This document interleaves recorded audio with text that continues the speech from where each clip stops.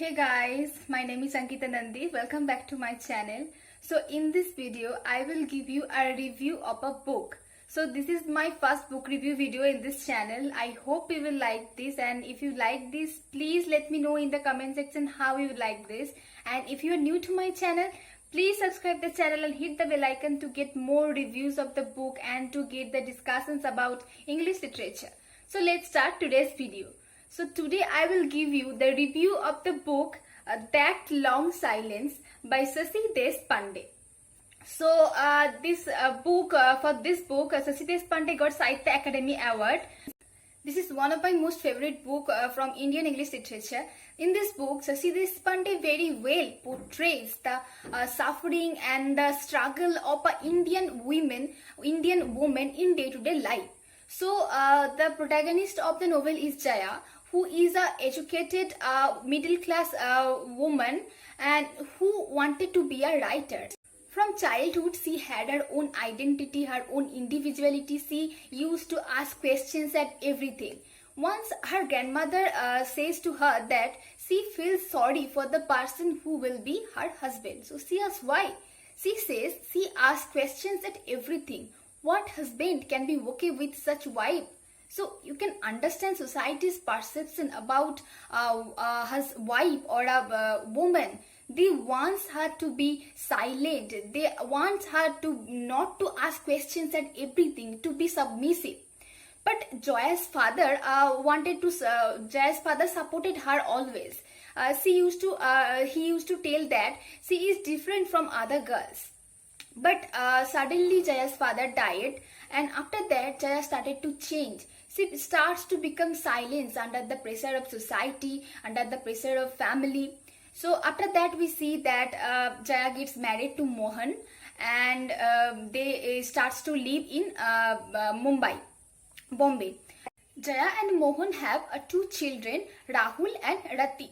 And Jaya describes her 17 years married life as two bullocks yoked together. So from this line, you can understand that how their relation was.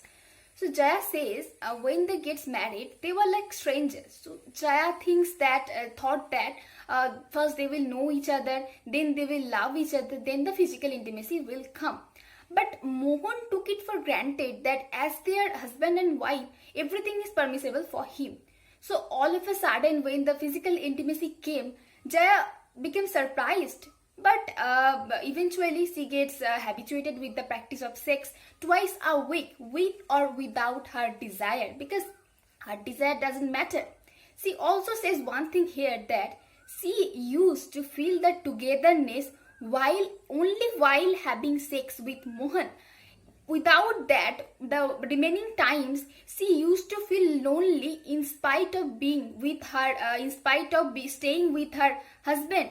She says that they never came together, only their body did that. It's a big statement. So I told you that Jaya wanted to be a writer. So after her marriage, she wrote about a couple where we see that the husband cannot reach her wife except through her body. So after reading this, to Mohan it did not matter that how good Jaya wrote.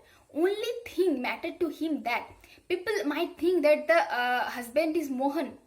So he feels irritated. So that day Jaya wanted to explain him, but she could not do that because of the communication gap between them, and that long silence started from that time. So after that, Jaya stopped writing that kind of things and started to read light, humorous kind of things like the travelogue of a housewife, which she never liked to write. So actually Jaya totally changed herself and transformed herself as the way Mohan wanted her to be.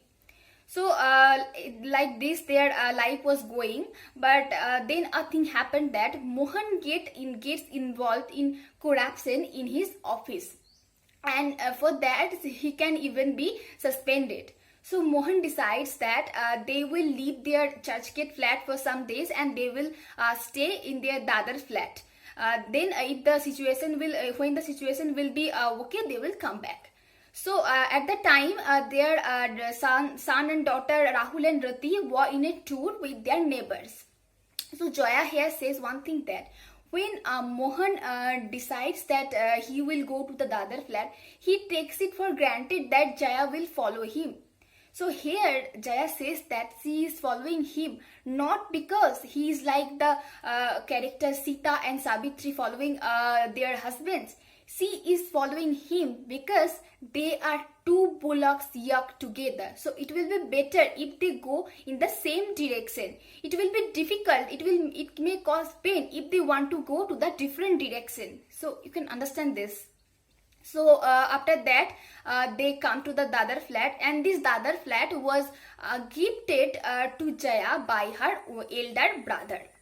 So in this novel we see that the Shashi Deshpande not only portrays the silence of the character Jaya, she also portrays the silence of other women also. We see that how silently Mohan's mother, that is Jaya's mother-in-law, silently fulfilled every demand of her husband without speaking a word. She even gave birth to children without even wanting them.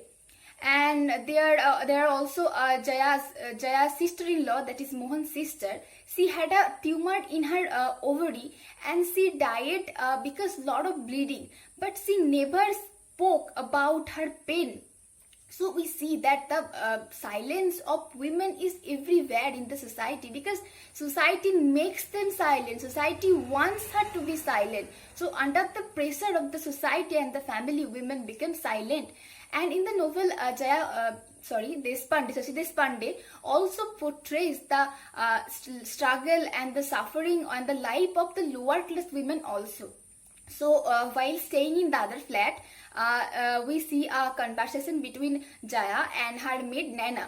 So Naina gave birth to many children only to get a boy child, and every time she gave birth to a girl child. So Jaya asked her why she wants a boy child so much.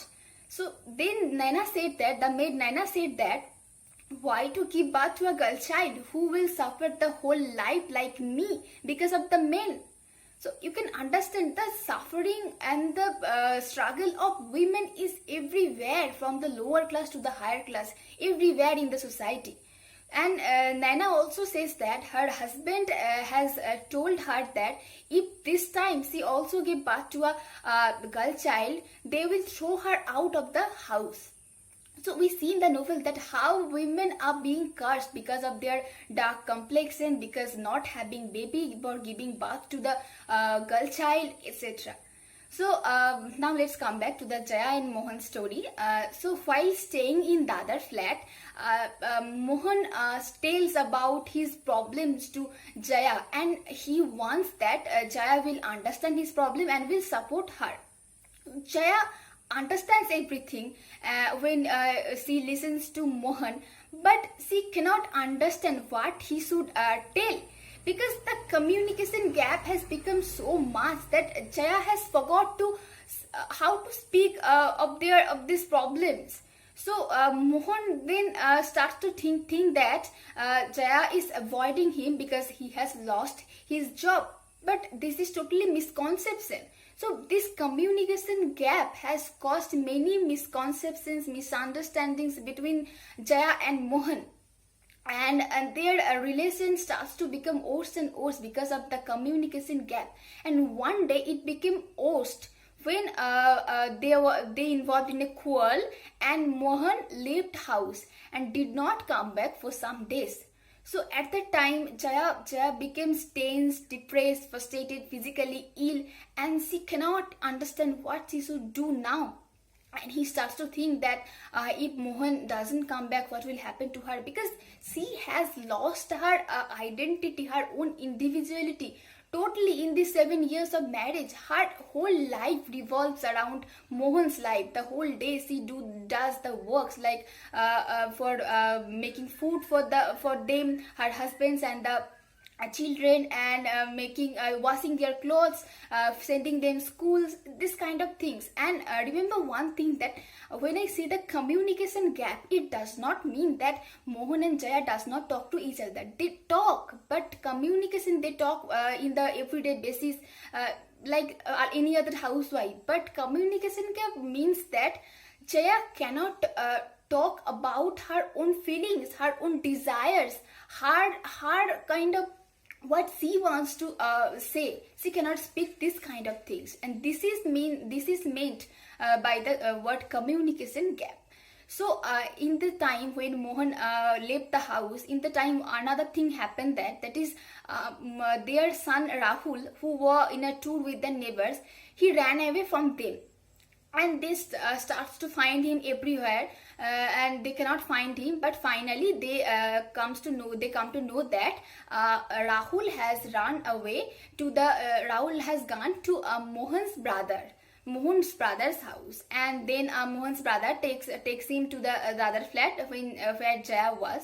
And in this meantime, when Mohan was not there, when Jaya was depressed, and so in this time she understands that the main reason of all the problem is her silence, the communication gap between them. Because she cannot speak about herself, her own feelings to Mohan. So she decides from now she will break the silence. So she will speak about herself, her own feelings, her own desires. So thus the novel finally ends with a happy ending, when Jaya receives a telegram from Mohan, which says that he is well and he will come back very soon. So thus the novel ends. So you can understand from the reading the novel that communication is how much important to maintain any relation, and the communication gap or the silence between two persons can make so many problems, so many misunderstandings, that even can destroy the relation. So that's all about the novel, That Long Silence. I hope you will like this novel, and I will recommend you all to read the novel. I guarantee you will obviously like this novel. And if you have liked this video, please like, comment and share with your friends, and please subscribe the channel if you haven't done yet. Thank you for watching.